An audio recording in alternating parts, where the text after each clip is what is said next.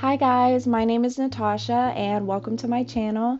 In today's little mini video, I'll be showing how I use fresh aloe vera as a hair mask / pre-poo treatment before I wash my hair.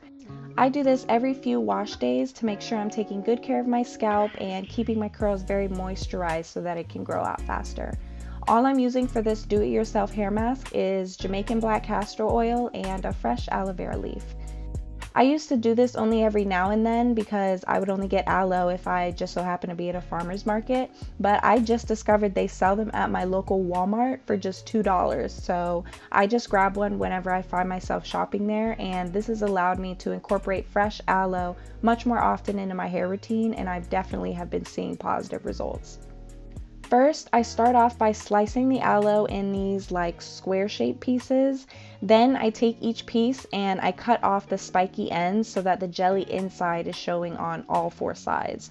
After that, I slice each piece in half down the middle and poke some holes in the aloe just to make sure all that gooey, slimy stuff is ready to be put on my hair.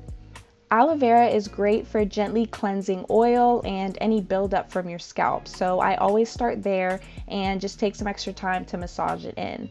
It's also a great conditioner for the rest of your hair length as its gel-like substance has vitamins A, C, E, and works very similar to keratin, the naturally occurring protein in hair cells. After my hair is completely saturated with the aloe vera gel, I like to add Jamaican Black Castor Oil just to seal all the moisture in and provide extra nutrients to my hair before I wash it all out. These two ingredients work great together to boost hair growth, encourage a healthy, clean scalp, and add volume. Plus, it's great on all hair textures, patterns, and porosities. Since castor oil is naturally very thick, I use a dropper to make sure that the oil gets directly on my scalp so that I can massage it in.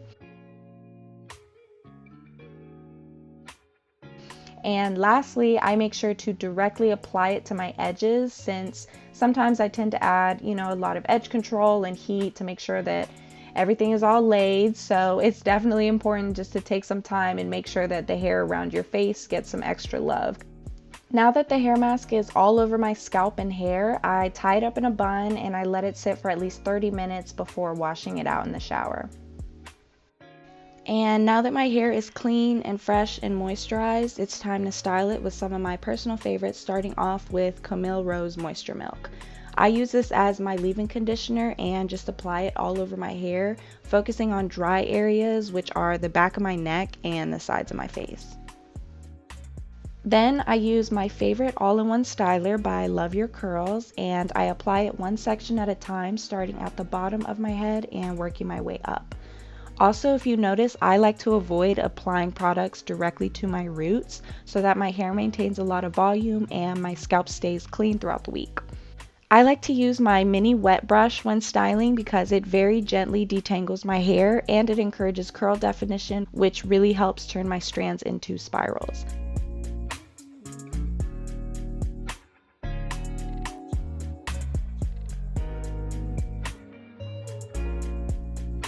I detangle first and then I sort of scrunch the curls until they clump together and do some finger coiling to the hairs around my face since those are the most noticeable.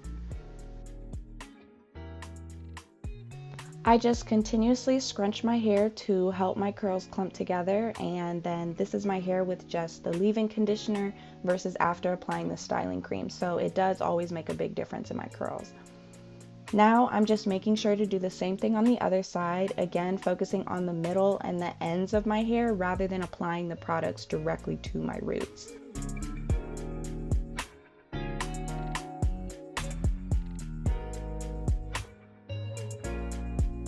And then the last step is to brush the hair on the very top of my head forward and finger coil my bangs. This is what makes my hair stick straight up when it dries and gives me that full round fro look. Most of the time I just use those two products, but when it's super humid outside, like in the summertime, I apply one more product, which is gel, to help my hair avoid frizzing up as soon as I step outside. I use my palms to gently apply it all over and then I scrunch the ends. Now the very last step is to blow dry, but before I do that, I've noticed that letting my hair air dry for just like 15 minutes first helps avoid a lot of flyaways and frizz. After that though, I just do a lot of flipping and drying using my diffuser and making sure to dry my hair upwards towards my roots so that it gives me extra volume. The best tips I can give when diffusing is to start with the ends, work your way up and forward, and just be patient. This is the final look, and it's a huge difference compared to my extremely dry mess before, and my hair looks much healthier and more moisturized whenever I style it after an aloe and castor oil mask. Also, be sure to check my next video on how I use rice water as a protein treatment, which really helped grow my hair out since my big chop last year. Thanks a bunch for watching, and I'll see you in the next video.